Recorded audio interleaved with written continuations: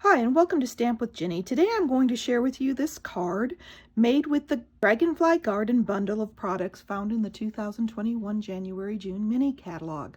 So let me set this aside and I'll show you how I got started.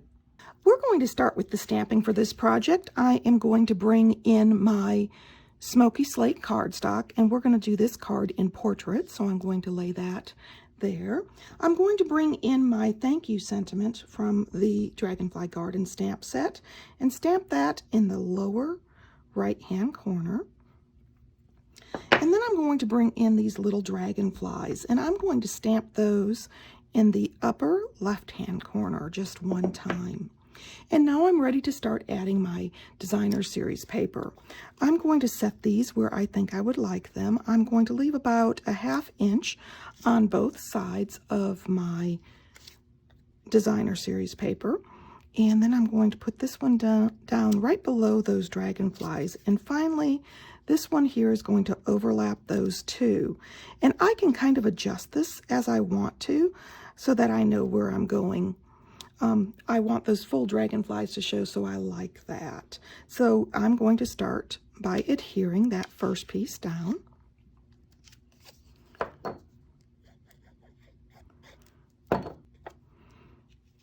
I know I want to leave those dragonflies showing, so that helps me visualize where that margin goes.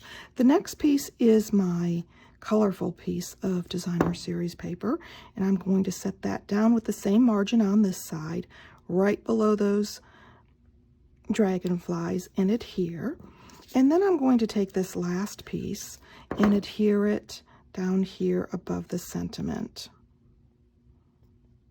I'm going to move it up slightly so it overlaps that first piece of Blackberry Bliss a bit. I'm going to do a faux ribbon for this project, so I'm going to bring in a piece of my Mossy Meadow and cut it just a little longer than my panel. I'm going to add some adhesive across the back, and I want this to kind of straddle my paper here and underneath the other panel, so I'm going to add some adhesive on both sides. Now, no worry, this adhesive will be used when you put your card front onto your base.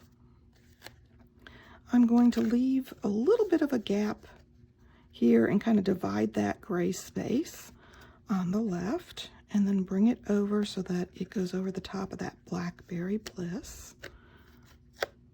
And the great thing about this technique is if you don't like where you have it, you can pick up the ribbon and move it again.